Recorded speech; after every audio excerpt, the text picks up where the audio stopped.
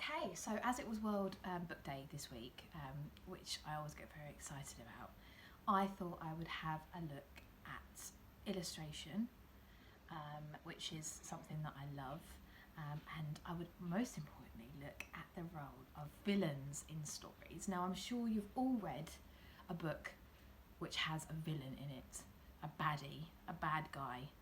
They usually have the protagonist, who's the sort of hero, the good guy, and then you have this baddie, their arch nemesis, their foe, who they have to thwart at every level. And I kind of like the villain. I like reading about the villain. It's something that I always think kind of makes the story really good.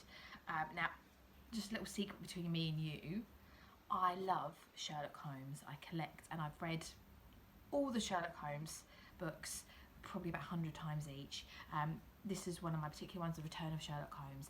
Now, he has an archenemy, a nemesis called Professor Moriarty, who is evil personified, and I love reading about him. He is brilliant, and he is a really, really good enemy.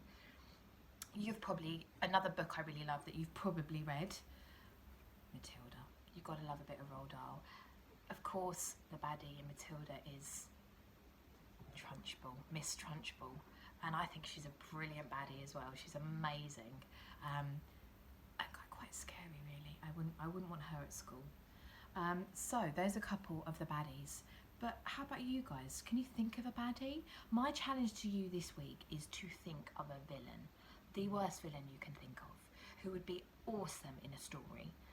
And then what I want you to think of, what's that he or she name? Is it an it? Is it an animal? Is it a creature? Who is it?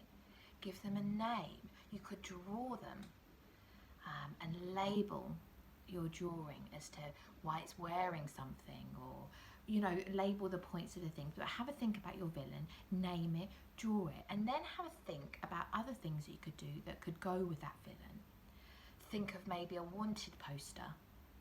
You could do a big wanted poster with that villain staring out at you. Why is he wanted? What crime did it do? How much is the reward for your villain?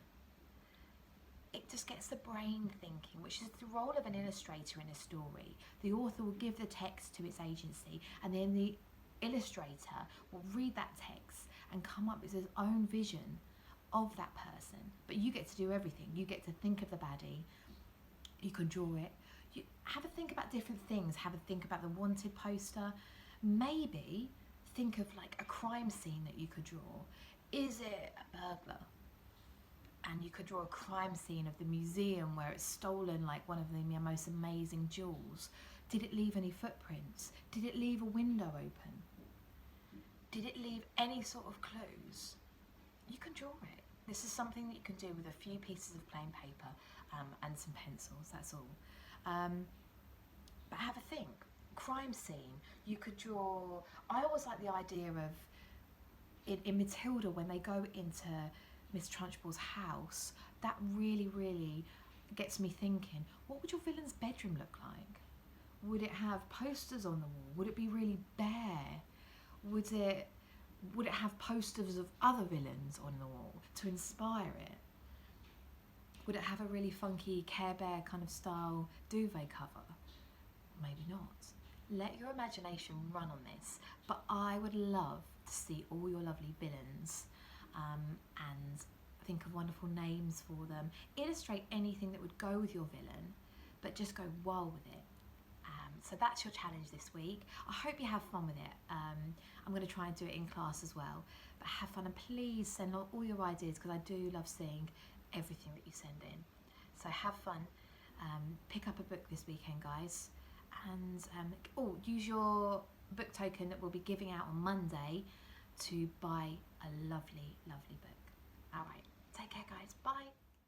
Okay, so to summarise those points, I'd love you to draw your own villain, think about its name, label in any special features your villain may have, draw a wanted poster for your villain maybe, how much is the reward, what was its crime, any extra activities you'd like to do would be draw a crime scene maybe with some clues, and if you'd like to, draw its bedroom. What would it have on the walls? What pictures would it have? Would it have any toys on the bed? So have fun with this, guys, and I can't wait to see it.